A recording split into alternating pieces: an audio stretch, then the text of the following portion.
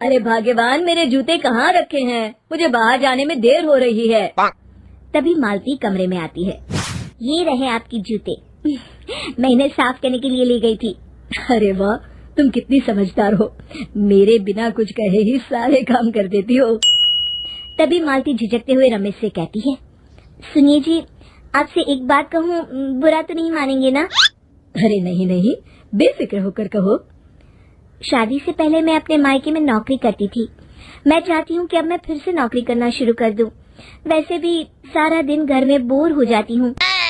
देखो मालती, तुम्हारे नौकरी करने से मुझे कोई ऐतराज नहीं है, लेकिन तुम्हें एक बात बता दूं, हमारे खानदान में आज तक कभी किसी औरत ने नौकरी नहीं की।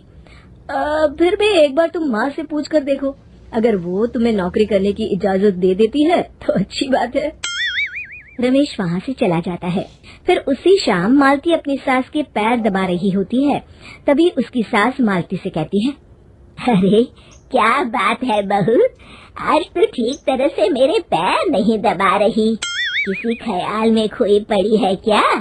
मैं भी तो जानूं आखिर बात क्या है। दरअसल वो माँ जी।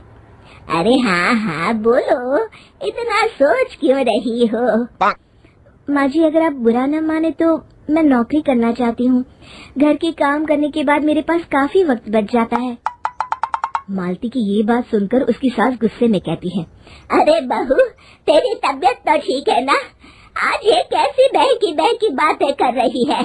भला हमारे खानदान में आज तक कभी किसी औरत ने नौकरी की है जो तू नौकरी करने की बात कर रही है, हैं? अरे बहू, तू क्या रिश्तेदारी में हमारी नाक कटाना चाहती है? जितना जल्दी हो सके अपने दिमाग से नौकरी का भूत उतार दे। और अब जा, जल्दी से रसोई में जा, खाना बनाने का वक्त हो रहा है। मालती मन मार कर खाना पकाने के लिए रसोई घर में चली जाती है। अगले दिन, नमस्ते माँ जी, कैसी हैं आप? अरे आओ आओ दिवाकर बेटा, बैठो, मैं तुम्हारे लिए चाय मंगाती हूँ। बहू, जरा एक कप चाय तो लेती आना। फिर दिवाकर एक फाइल खोलकर मालती की सास के सामने रख देता है। ये देखिए माँ जी, ये है पिछले महीने का हिसाब और ये रहे मुनाफे के रुपए। एक बार हिसाब देख लीजिए और इन कागजों पर अपने दस्तखत कर दीजिए। अरे दिवाकर बेटा, मैंने भला आज तक कभी तेरा हिसाब देखा है जो अब देखूंगी? ला बता, कहाँ दस्तखत करूं? तभी मालती चाय लेकर वहाँ आ जाती है और अपनी सास को बिना कागजातों को पढ़े इस तरह लापरवाही से दस्तखत करते हुए देखकर हैरान रह जाती है। अच्छा माँ जी, अब मैं चलता हूँ, फैक्ट्री में बहुत काम है। फिर दिवाकर वहाँ से चला जाता है। कुछ दिनों बाद मालती बाजार में कुछ सामान खरीद रही होती है। तभी एक बूढ़ा आदमी उसे आवाज देता है, अरे मालती बेटी, कैसी हो? मुझे पहचाना? मैं तुम्हारी कंपनी में मुनीम का काम करता हूँ। हाँ चाचा जी, मैं आपको बिल्कुल पहचानती हूँ। कहिए, कैसे हैं आप? मैं तो ठीक हूँ। कंपनी में कुछ भी ठीक नहीं चल रहा, यहाँ तक कि हमें ठीक वक्त पर तनख्वाह भी नहीं मिलती। ये आप क्या कह रहे हैं?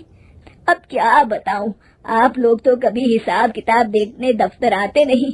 मेरी मानो तो एक बार आप लोग दफ्तर आकर सारा हिसाब किताब देख लो, आपको असलियत पता चल जाएगी।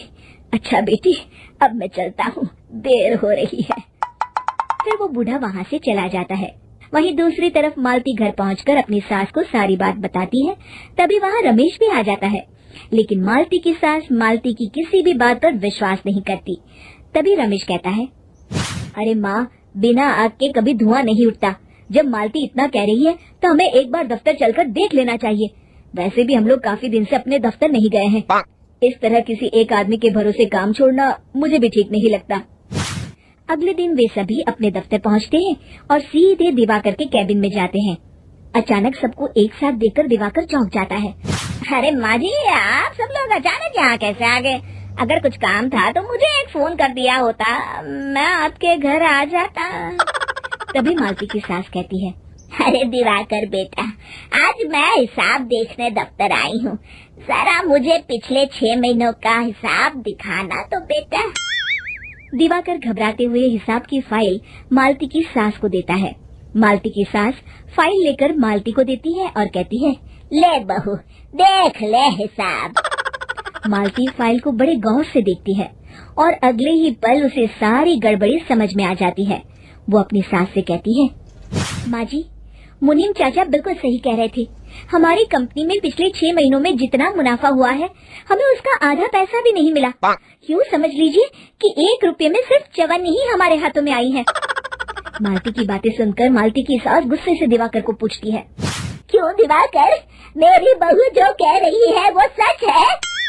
दिवाकर समझ जाता है आज उसका भांडा फूट चुका है। वो गिड़गिड़ाते हुए कहता है, मुझे माफ कर दीजिए माँ जी, मैं पैसों के लालच में अंधा हो गया था।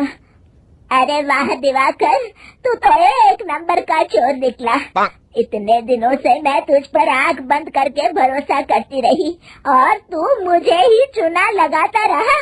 अभी के अभी निकल यहाँ से और दोबारा अपनी शक्ल मत दिखाना। दिवाकर वहाँ से भाग जाता है। मालती की सास मालती को शाबाशी देते हुए कहती है, बहू, आज मैं समझ गई कि पढ़ाई लिखाई हमारी जिंदगी में कितनी जरूरी है। मैं बहुत किस्मत वाली